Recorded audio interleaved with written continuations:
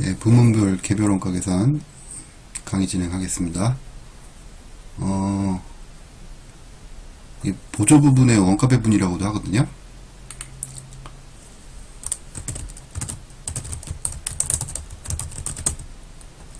보조 부분의 원가 배분이라고도 하는데요. 여기서 이 챕터에서 여러분들이 기억하실 거는 딱 두 가지예요. 하나가 뭐냐면 보조 부분에서 발생하는 모든 원가는 제품 입장에서 보면, 그러니까 원가 대상이 만약에 이제 제품이라고 한다면 원가 대상 입장에서 보면 항상 제조간접비입니다. 제조간접비예요. 두 번째 기억하실 거는 뭐냐면 이 보조 부분에서 발생하는 원가들이 있을 거 아니에요? 원가들이 있을 텐데 이 보조 부분에서 발생하는 원가를 그 보조 부문 간에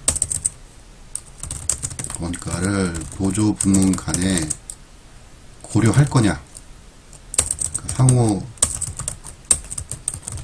용역 수수를 고려할 거냐 것인가. 그리고 만약에 그 고려를 한다면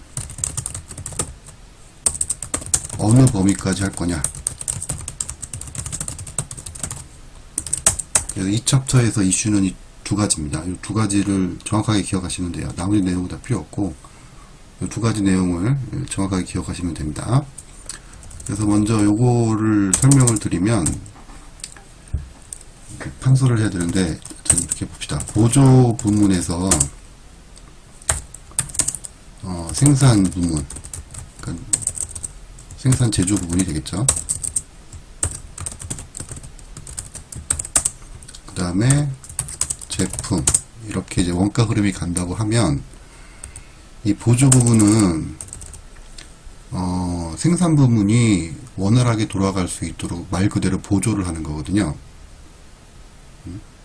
그러니까 이 보조 부분 안에도 뭐 재료가 있을 거고, 직재료 있을 거고, 그 다음에 뭐 사람들도 일할 수 있죠. 그 다음에 이제 제조간접비도 있을 수 있죠. 여기서도 마찬가지로. 네. 그래서 이 보조 부분에서 발생하는 원가들이 있을 텐데, 이 보조 부분에서 발생하는 원가는 결국 요 생산 부분이 원활하게 돌아갈 수 있도록 말 그대로 보조를 하는 거예요. 보조를.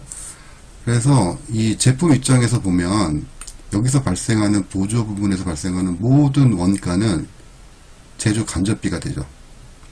그래서 생산 부분도 마찬가지로 여기서 일하는 사람이 있을 거고, 여기서 필요한 재료가 있을 거고, 그 다음에 사람도 있겠죠?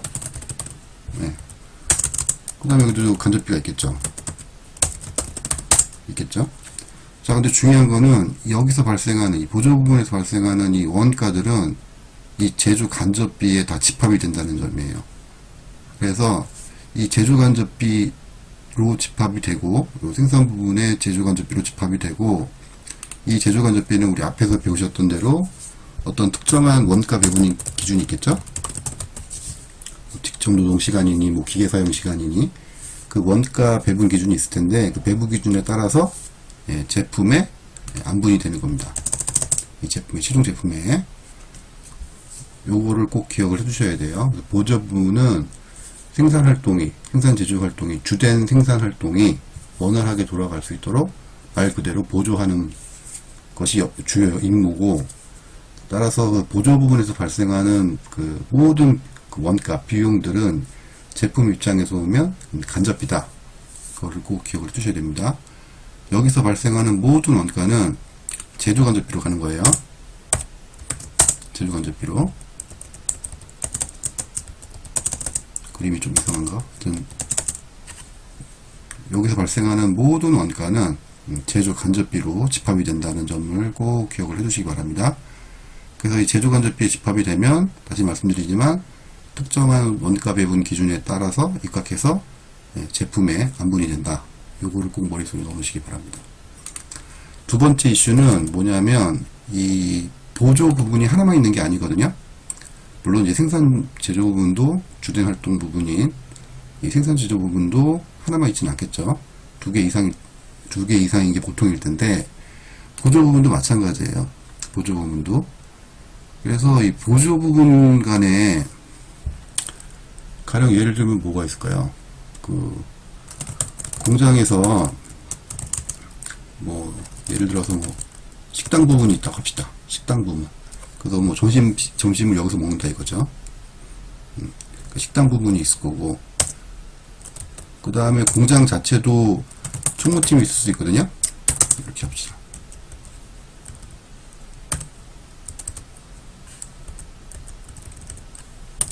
총무 부분이 있을 수 있어요. 그러면 이 총무팀에 있는 사람들도 이 식당 가서 밥을 먹을 거 아니에요. 물론 이 총무팀에 있는 사람들이 생산 현장에서 직접 뭐 물건을 제조하거나 이런 활동을 하는 건 아니죠. 말 그대로 총무도 그 회사와 관련된 전반적인 사무 업무를 볼 텐데 이 사람들도 식당 가서 밥을 먹을 거예요. 그죠? 그 다음에 이 식당에서 일하는 사람들의 인건비 개선, 뭐 계산이라든가 이쪽에서 발생하는 모든 사무 활동을 이 총무팀에서 할 거란 말이죠. 그러면 이 보조 부문 간에도 상호 간에 서비스를 주고받는단 말이에요. 그러면 첫 번째, 이들 간의 서비스 수수 관계를 완벽하게 다 인식할 거냐, 혹은 그냥 무시할 거냐, 뭐 이런 이슈가 생깁니다. 그래서 만약에 이들 보조 부문 간에 보조 부문 간의 용역 수수를 서비스 수수 관계를 무시하겠다고 하면, 그러면 직접 배분법이라는 직접 배분법을 이용해서 보조 부분에서 발생하는 원가를 제조 부분에 배분하게 됩니다. 안분하게 됩니다. 그 다음에 아니다. 보조 부문 간의 용역 수수를 모두 인식하겠다. 뭐 한다면 상호 배분법이라고 하는 방법을 사용합니다. 그래서 이 방법을 이용해서 보조 부분 간의 용역 수수를 완벽하게 인식을 해서 원가를 계산을 합니다. 그 다음에 이 중간에 있는 게 보조 부분과 그 상호 배분법 중간에 있는 게 단계 배분법이에요. 그래서 단계 배분법은 한 방향. 그러니까 예를 들면 식당 부분에서 총무팀으로 용역수수를 제공하는 것만 인정한다든가, 혹은 총무팀에서 발생하는 서비스 용역수수를 식당 부분에 제공하는 서비스를 한 방향만 인식한다든가, 그렇게 보시면 될 것 같아요. 자, 그래서 다시 말씀드리는데 보조 부분 그 원가 배분, 혹은 우리 강의 노트에 있는 것처럼 부문별 개별 원가 개선에서 고려하실 거는 딱 두 가지인데, 하나는 보조 부분에서 발생하는 모든 원가는 원가 대상인 제품 입장에서 보면 모두 다 간접비다. 그걸 기억하셔야 되고, 그래서 생산 부분, 주된 활동인 생산 제조 부분에 제조 간접비에 모두 집합이 된다. 집합이 되면 특정한 원가 배분 기준에 입각해서 제품의 제조 간접비가 안분이 된다. 이렇게 보시면 되고요. 두 번째 이슈는 보조 부분들이 그 두 개 이상이 있을 텐데, 이 보조 부문 간의 용역수수를 어느 정도 인식할 거냐. 용역수수를 어느 정도 인식할 것인가는 결국 원가를 배분할 거냐 말 거냐, 보조 부문 간의 원가를 배분할 거냐 말 거냐, 이거를 결정하는 거와 같은 얘기예요. 그래서 보조 부분 간의 원가 배분을 할 거냐 말 거냐, 이런 이슈가 있다. 그래서 완벽하게 보조 부분 간의 그 원가를 배분하는 방법은 상호 배분법이고, 그 다음에 무시하는 방법은 그 보조 부분 간의 원가 배분 혹은 용역수수를 무시하는 방법은 직접 배분법이다. 그리고 이 중간에 있는 것이 단계 배분법이다. 이렇게 이해하시면 됩니다. 그래서 계산하는 문제는 요런 유형의 문제하고 요런 유형의 문제가 나오는데, 문제가 큰 경우는 이제 이렇게 나오죠. 여기 이제 보조 부분 간의 용역수수를 뭐 1, 2, 3번 그러니까 직접 배분법, 단기 배분법, 상호 배분법에 따라서 하게 하고 배분이 이루어지면 이거를 이제 그 주된 생산 부분인 이 생산 제조 부분 쪽에 배분이 이루어지겠죠. 그러면 이걸 가지고 원가를 배분해서 제품에다가 간접비를 안분하는 이런 유형의 문제가 이제 좀 큰 문제가 되겠습니다. 그래서 여러분들 요 챕터에 핵심 예제 3번인가 아마 그럴 것 같은데 그 예제가 요거를 전체적으로 아우르는 예제라고 생각하시면 돼요. 그리고 그 예제가 여러분들 과제입니다. 잠깐 볼까요?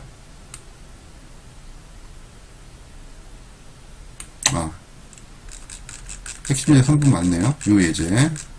요 예제가 지금 제가 설명드린 이 내용을 종합적으로 포괄하는 예제라고 생각하시면 되고요. 요 예제가 핵심 예제 3번이 이번 주 여러분들 과제입니다. 그리고 문제풀이를 하셔가지고 풀이 과정과 함께 아이클래스에 업로드 하시면 되겠습니다. 자, 설명을 이제 주된 내용은 제가 설명을 드렸고요. 다시 강의 노트하고 교재 PPT 보면서 다시 또 설명을 드릴게요. 자, 부문별 혹은 보조 부문 간 부문별 개별 원가 계산 혹은 보조 부분 간 원가 배분인데 의의를 보시면 계정 과목별로 집계한 원가 소비 금액을 원가 요소 소비 목적에 따라 관리 책임자별 또는 제품별로 배분 집계하는 과정이다. 자, 그 다음에 원가 부문에서 자, 이렇게 보시죠. 크게 제조 부분하고 그리고 이 제조 부분을 지원하는 보조 부분이 있어요. 이렇게 구분되고요. 자, 설정 기준 이런 건 읽어보시고 여기 보시면 여기가 이제 생산 부분이라고 생각하시면 돼요. 생산 제조 부분. 그리고 뭐 가공 부분, 조립 부분, 뭐 보조 부분 이렇게 뭐 있잖아요. 아이고, 죄송합니다. 자, 여기 가공 부분, 조립 부분, 이게 생산 제조 부분이고 이 가공 부분과 조립 부분을 보조하는 부분이 또 있다는 거죠. 그래서 이 보조하는 부분에서 발생하는 모든 비용은 여기 보시면 각 그 생산 부분의 간접비로 배분이 이루어집니다. 자, 배분이 이루어지면 이것은 다시 각 제공품의 간접비로 전부 또 배분이 또 이루어지겠죠. 배분이. 그래서 여기서 발생한 여기서 발생한 생산 부분에서 발생한 간접비가 특정한 원가 배분 기준에 입각해서 각 제품의 안분이 이루어진다. 이렇게 이해하시면 됩니다. 이 생산 부분을 보조하는 부분이 보조 부분이다. 그래서 다시 말씀드리지만 보조 부분에서 발생하는 모든 원가 혹은 비용은 간접비다. 제조 간접비다. 꼭 기억해 주세요. 그래서 생산 부분에 간접비로 집합이 되고 원가 배분 기준에 입각해서 제품의 간접비가 안분이 이루어진다. 이렇게 보시면 되겠습니다. 자, 그 다음에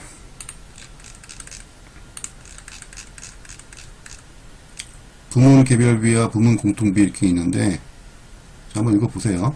그러니까 그 보조 부분에도 아까도 말씀드렸던 것처럼 이 보조 부분에도 직접 재료비와 직접 노무비가 있겠죠. 이런 애들을 이제 개별비라고 할 수 있고 여기도 이 자체에도 간접비가 있을 수 있죠. 이런 건 공통비라고 이야기할 수 있겠습니다.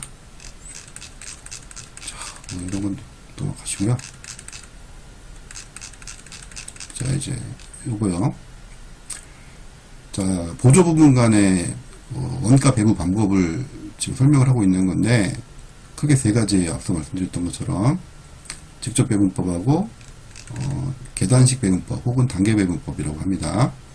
그 다음에 세 번째가 상호 배분법이에요. 그래서 이렇게 보시면 돼요. 가장 원가 계산의 정확도가 높은 보조 부분 간의 원가 배분 방법은 상호 배분법이다.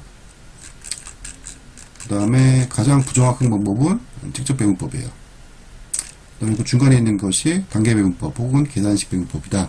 이렇게 보시면 되겠습니다.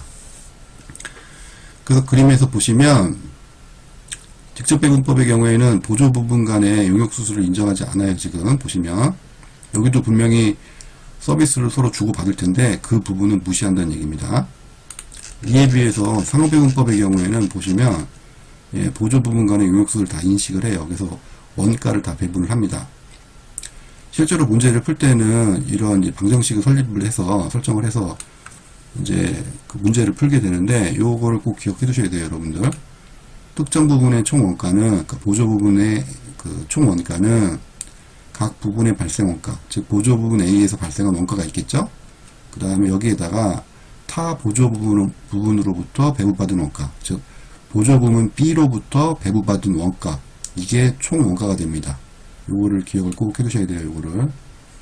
요거에 입각해서 방정식을 세우고 이제 문제를 풉니다.